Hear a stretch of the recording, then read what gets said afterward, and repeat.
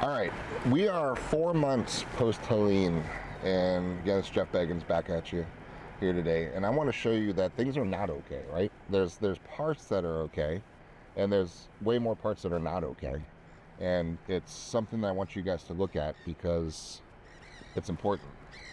So a flock of parrots around, it's nice to see everything, at least life coming back. So all these properties, this is an interesting street, right? You want to think about a world in transition. We'll just kind of give you an update on the Schooner Resort, which is a very large investment and a very unique property, very nice piece of property. It's literally a 1-minute walk from here to the wide open beach. And you still have these properties that haven't even been touched, right? There's still furniture in some of these properties and there's nothing going on, right? People haven't even cleaned them out yet. Some people are cleaning them out. How you doing? Yeah. How you doing? Very good. Yeah, it's crazy, isn't it? It's getting there. Is that the new house right there? On wheels. What's the status with your permits and stuff? You get the? I've also been waiting on all the different information for insurance and stuff, so I'm actually getting ready to submit the service tax. Okay, good. I did the demo permit. Good. But I haven't. Did you get your letter? The damage letter? Yeah. How much do they give you to rebuild? Enough? I think so. It's I think around 2 For both units? Well, this is a single. Oh, okay. There's a single. Okay.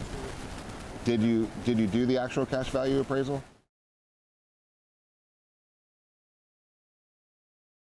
With the new appraisal. Right. Okay. Yeah, but I'm still trying to. So I'm gonna just try to do a fake look myself. Do my own GC and do it that way, just slow and come back. You do pay 40% markup, right? Yeah. Just like Yeah. yeah. Yeah. They know what they're doing too. They know what they're doing. So it's, I don't know, we're kind of not double concerned. Yeah. Same time, Get out of that. Yeah. Right. 550 for a normal. Yeah. What do you just have to put drywall back in kitchen and bath? Mostly. Those are drywall and selected. So yeah. I'll do recorded that. I don't. Oh, we were just filming one. We won't put that on there. Yeah. If you want to be, we will. Okay, cool. That's it. Yeah. So I mean, playtime slow, but yeah, It is what it is. all the, like I said, with all the understanding all the rules and what's insurance going to pay and stuff like that. That's taken care of. Is insurance saying they're paying out? They are. So just don't know exactly.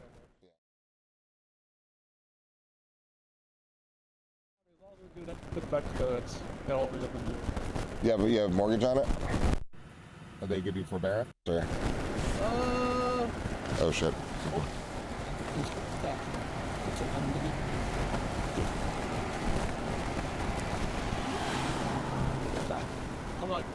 Forbearance is they'll pause the mortgage payments while you're going through this shit. Okay. And just kind of tack it to the end of the loan. A lot of them will do that.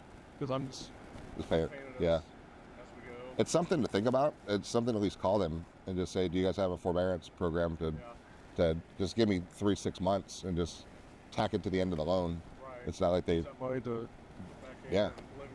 Yeah. Just pad the pockets a little bit over there. Yeah. All right. Thanks. What's your name? I'm AJ. AJ. Oh, very cool. That's right. I remember that. Oh yeah. Oh yeah. She's still there.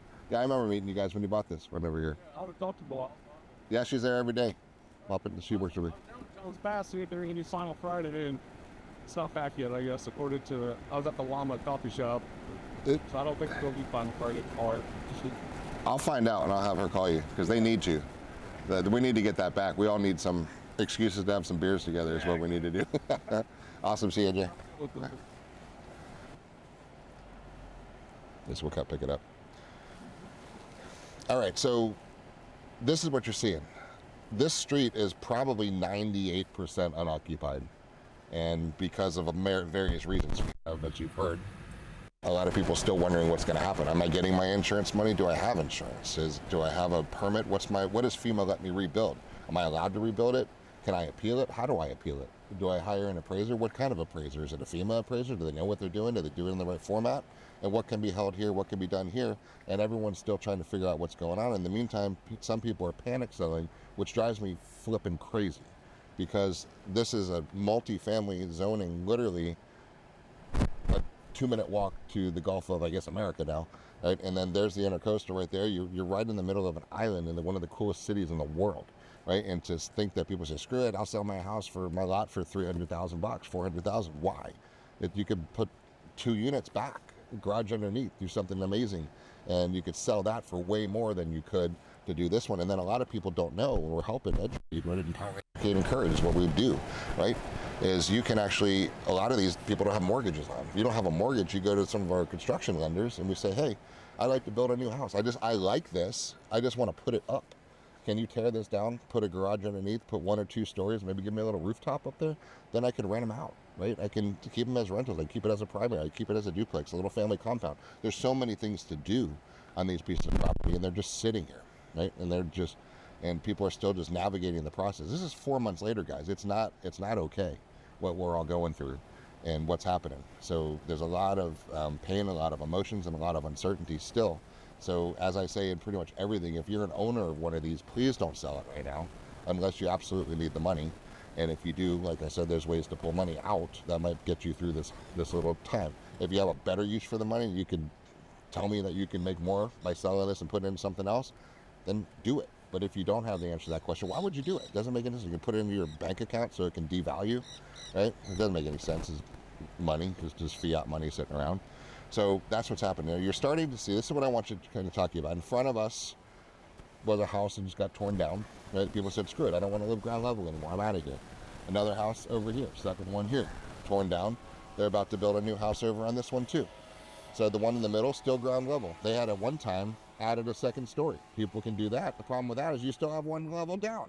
And you can see the permits on the wall. They have to redo all their drywall and kitchens and bathrooms. And these guys next to it said, screw that, tear it down, I'm building something up. So fast forward, this is 4 months, right? There's 170 homes that got a total demo permit, right, issued in the city. So what's it gonna be like when there's 100+ brand new homes in the marketplace? The values are gonna be awesome. They're gonna be so different because everything's gonna be crisp and clean and sharp and worth a lot more because people like to be around nicer homes. If you're gonna spend $3 million, you want to be around other $3 million homes, right? Because it makes you feel safer making that investment. If you're the only $4 million home surrounded by $1 million homes, that's never a good thing, right? Except someone's got to be the first one all the time, and you've got people being the first ones already. So the path has been paved, right? The pioneers have already been here. Like, look in front of us right now. Look at that one going up. That's a monster.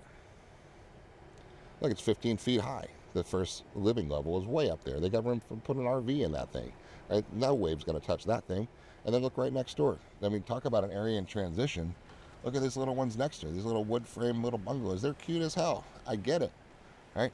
They also had 4.5 feet of water inside of them.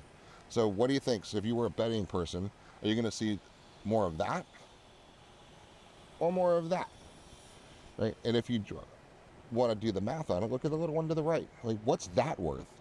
When the one next door, that'll end up, that's a $3.5 million house all day, if not more, probably $4 million house next to this. So if that were to cost $2 million to build, which it didn't, but let's just say that it did, and it sells for $4 million, $2 million to build it, you've got $2 million left for profit and for dirt. So that shows you what you can afford to price that lot out. So please don't sell your lot without talking with somebody. And if you have the opportunity to buy one that people are selling it when they shouldn't, buy it. Buy it. Like, don't even look back. Buy it. Because I want you to look out to a 2-year horizon. As humans, we have short-term memories. Big-time short-term memories. And when all of this crap, right? Like, you just go around, you've got dead trees. You got weeds. You've got... Nobody's done anything to make things pretty yet. Now, some have, but most have not. Now, you fast forward into the summertime, and everything's green, everything's cleaned up now. The trash has always been gone. So many homes are being torn down. They're just sitting around. People are fixed it up. New buyers are buying in. They love it. The landscaping's back. They clean their fences, put new sod down. And when that is the new norm, everyone has a short-term memory. People are going to say, that's awesome. Look, everything's green, everything's beautiful. There's no trash. Everything's awesome, except for a couple of random exceptions. Right now, there's a lot more than random exceptions, and that's why people are getting the buys that they're buying. So I cannot stress enough, if you have an opportunity to buy an island like this right now and you're not, you're going to kick yourself. You're 100% going to kick yourself. And if you don't need to sell, please don't. And if you do need to sell, let's talk about strategy, because the micro market that you're in is super important. And we have to really drill down as to what your true competitors are. And because it doesn't matter what somebody else sold a house down the street for. What matters is what's the zoning on that property? What is the seawall like? What's the dock like? Is there one? What's the view if you were to build up? Is it on the water? Is it in a no wake zone? Or is it in a minimum wake zone? Is it western exposure, southern exposure, northern exposure, eastern exposure? Where's the sunrise? Where's the sunset? What is your backyard? Can you have a pool? Is it going to get sun? Is it going to get shade? What can I do? What are my neighbors, right? How close is the walk to the beach? All those things. Where's the boat ramp? All those other things go into value, and it's a competitive market based on that micro market. So real estate is strategic, and it is fun. And there's huge opportunities now. If you've got cash looking for a home, let's talk. We got projects you can invest in. We got homes we can build together. If you're a seller, we can partner and build stuff together. All kinds of opportunities. So let's enjoy this time. And please don't do things you don't have to be doing, sellers. Buyers, take advantage of it. And we'll talk with you soon.